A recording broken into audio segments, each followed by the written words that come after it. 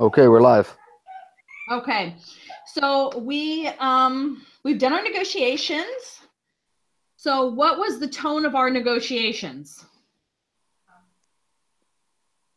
Friendly. Sound. Yeah, and I think it was pretty direct. We both knew exactly what we wanted to have happen Yep. and went pretty quick. What actions did your counterparty take that were particularly effective? That it was direct. Exactly, and everyone knew exactly what they wanted. Yep. Okay, and what did you walk through per cup economic analysis? No. We did, yeah, we did not. That was reviewed before we came in um, to the analysis, which is why it is we were able to come to a bottom line so quickly because we understood what was necessary.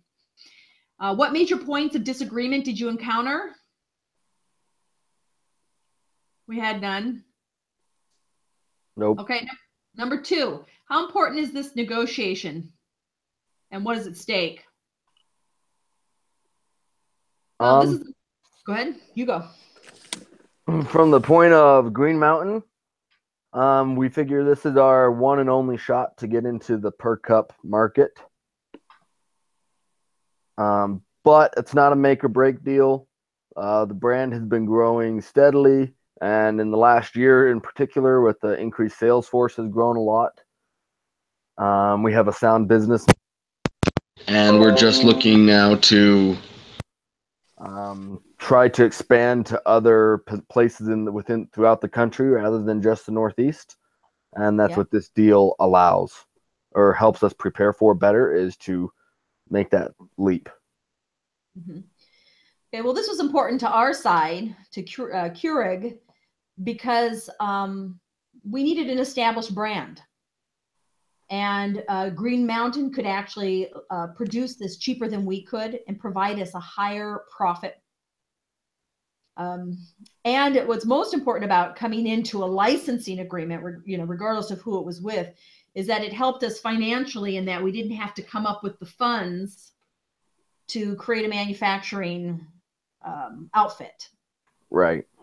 And we were, of course, concerned we wouldn't be able to get financing, to do that kind of expansion because we hadn't made any money yet.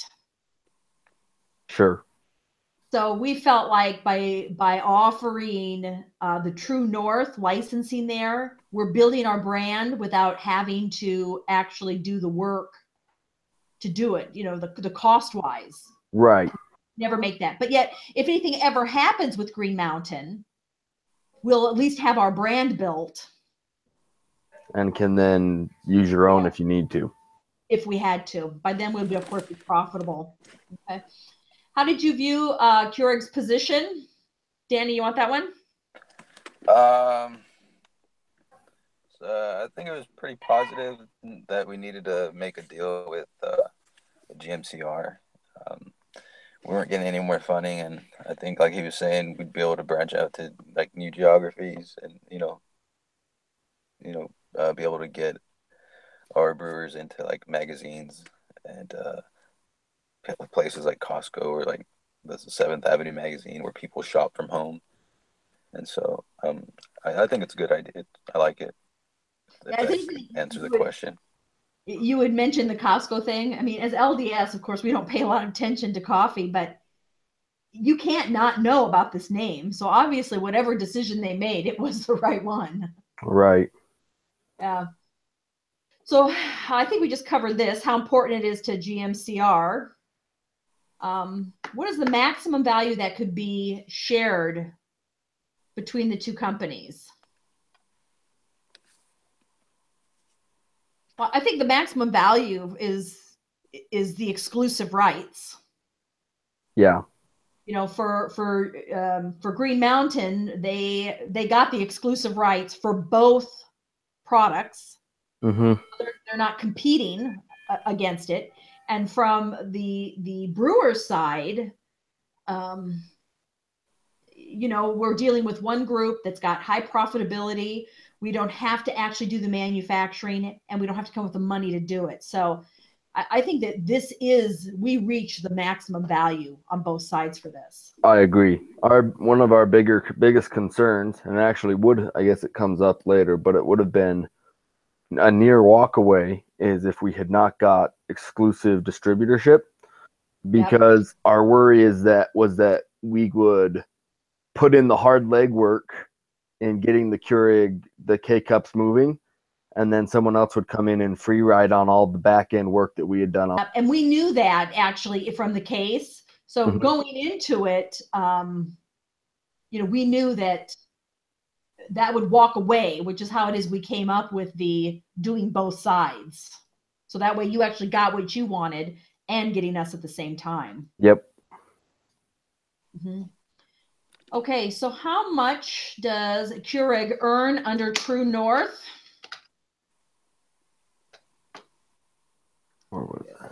This.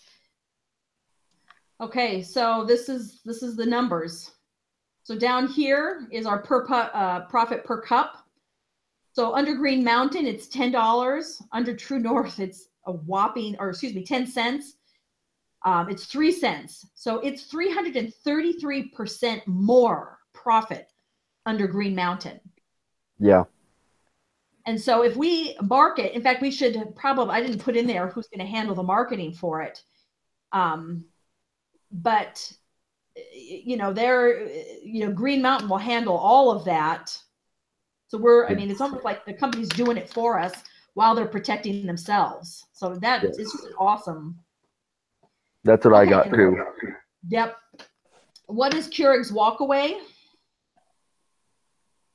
Ours was the not having our name brand.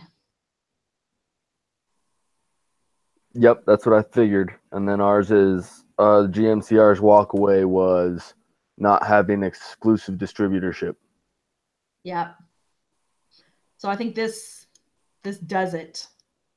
And I think that one of the things that motivated us was also that while there were other distributors that we had that we were looking at, there would have been too much time to vet them, to get them on board. Right. And so it's kind of one of those things that you hate to throw the baby out with the bathwater when you can come up with something. Okay, so how do we get the values? They were given to us in the case study. And what is the ZUPA, or the zone of possible agreement? I think, of course, we're there.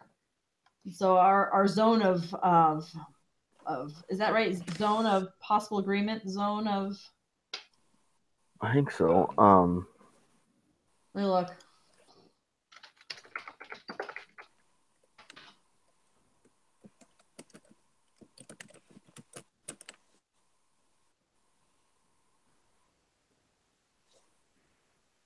Maybe it's ZOPA, Z-O-P-O. Zopa. Okay, zone of possible agreement. They misspelled it. Yeah. Okay, so the zone of possible agreement or bargaining range describes the intellectual zone in sales and negotiations between the two parties where the agreement can be met with, they can agree.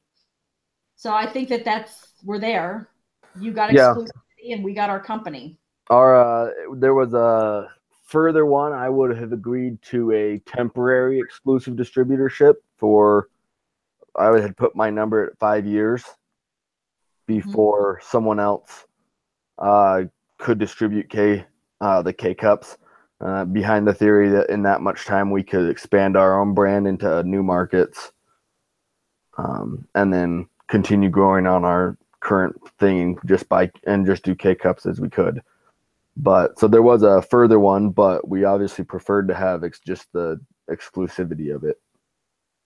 Okay. I think also another thing, as far as we didn't get into the timeframes on there, but I think another thing that would have been great for Green Mountain to negotiate is that even at the end of the contract, that it's an unlimited contract to do the K-Cups. Yeah. Even if it's not exclusive anymore, that they can't take that away from us, when they go to a different distributor. Sure. Mm-hmm. Okay, how big of a deal is exclusivity in both parties? I think we've covered that. Yep. How can we have we captured a complete picture of both parties' interests? Have we both sides wanted exclusive, or Danny and I wanted to make sure that we had our True North up. You got the exclusivity. Yeah, I think we got a pretty complete picture. I mean, our business model that's been working really well was to get just feet indoors, and the thought is that if we can get someone to try our coffee at, say, the office, then they will enjoy it so much that they'll be more likely to buy it at the grocery store for when they're doing it at home. Yeah, and so our whole goal is to get feet in the door in as many places as we can, whether it's restaurants or convenience stores or offices, wherever we can. And we are staking our claim and our future on the premise that we make excellent coffee and that people will recognize that and continue coming back. And so going into the office with Keurig that's a huge foot in a door that could lead to. So if we can get into California in offices, that could lead to how many supermarkets covering having our coffee there as well. Yep. And then of course we all the other places, you see them in hotels. Yeah, they're all over the place now. Yeah, I mean, and it's beautiful about it because it's literally one cup. And Yep. You don't have that coffee. I mean, my dad used to be a coffee drinker. I'm the only member of my family that's LDS. And he'd brew that in the morning, 12 cups in the morning, and he'd drink it all day long. It was so awful because you could smell it burning in the house. Yep. So I totally understood what they were talking about when we went through it. Okay, well, let's wrap it up. Danny, did you want to make any comments? No, nothing. All right, well, then let's wrap it up here. So for our negotiation, we came up with the agreement that Green Mountain Coffee would get a full exclusivity for 2 licenses, one for their brand to do the K-Cups and the second for True North. So they would also produce ours for Keurig. And we would give them 12 months with theirs. And at 12 months, then True North would launch with a basic. And then at 36 months or 24 months, True North would then expand out with other coffee flavors that did not compete with Green Mountain.